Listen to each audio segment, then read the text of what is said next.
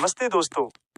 आज की क्लास में हम उत्तराखंड के एक बहुत ही खूबसूरत और ऐतिहासिक जिले पिथौरागढ़ की पूरी कहानी समझेंगे। अगर आप इसे एक कहानी की तरह सुनेंगे तो आपको रटने की जरूरत नहीं पड़ेगी। एक सबसे पहले बात करते हैं कि इस जगह का नाम पिथौरागढ़ क्यों पड़ा। इसके पीछे तीन मुख्य बातें हैं: सोर घाटी और सात सरोवर। दोस्तों, पुराने समय में पिथौरागढ़ को सोर घाटी कहा जाता था। वास्ते अभिलेख पुराना रिकॉर्ड बताता है कि यहाँ पहले 7 सरोवर झीलें हुआ करती थीं। धीरे धीरे इन झीलों का पानी सूख गया और जो सूखी जमीन बची उसे पठारी भूमि कहा गया। इसी पठारी शब्द से बिगड़कर नाम पड़ा पिथौरा। पृथ्वीराज चौहान का कनेक्शन। एक और लोक कथा बहुत मशहूर है।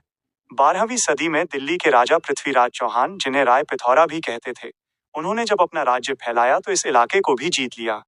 राजपूतों का नियम था कि वो जीते हुए इलाके का नाम अपने नाम पर रखते थे, इसीलिए इसे पिथौरागढ़ कहा जाने लगा। पीरू गोसाई का किला। एक और मत यह है कि चंद राजाओं के एक सामंत सेनापति टाइप थे, पीरू गोसाई। उन्होंने यहाँ एक किला बनवाया जिसके नाम पर इस जगह का नाम पड़ा। 2. यहाँ सबसे पहले राज किसने किया? खस राजवंश। पिथौरागढ़ के इतिहास की शुरुआत होती है खस राजवंश से।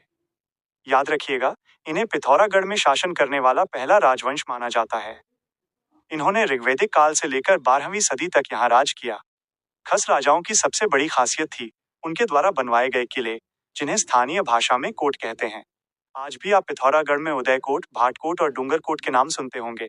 ये सब खस राजाओं की ही देन है। 3. चंद राजाओं का दौर, द चांद डायनेस्टी।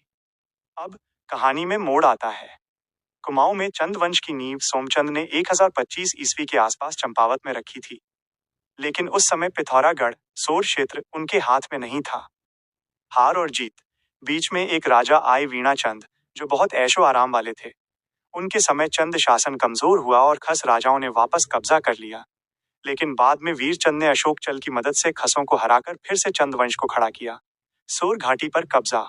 असली जीत तब हुई जब राजा भारती चंद के बेटे रत्नचंद ने नेपाल के राजा को युद्ध में हराकर पूरी सोर घाटी को कुमाऊं, चंद साम्राज्य में मिला लिया। ऐसी बातें बता रहा हूं जो अक्सर पूछी जाती हैं। बाज बहादुर चंद 1669 ईस्वी, ये जब पिथौरागढ़ आए तो इन्होंने इसे वाल्दिया देश कहा। इन्होंने ही थल में मशहूर एक हथिया देवाल मंदिर बनवाया। मूनाकोट ताम्रपत्र। पिथौरागढ़ के मूनाकोट से एक तांबे का पत्र मिला है जिससे हमें पता चलता है कि चंद राजा जनता से टैक्स कर कैसे वसूलते थे। गोरखा शासन और लंदन फोर्ट।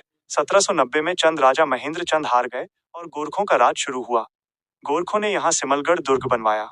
बाद में जब अंग्रेज आए तो उन्होंने इसका नाम बदलकर लंदन फोर्ट रख दिया। आज भी यह किला पर्यटन का बड़ा केंद्र है।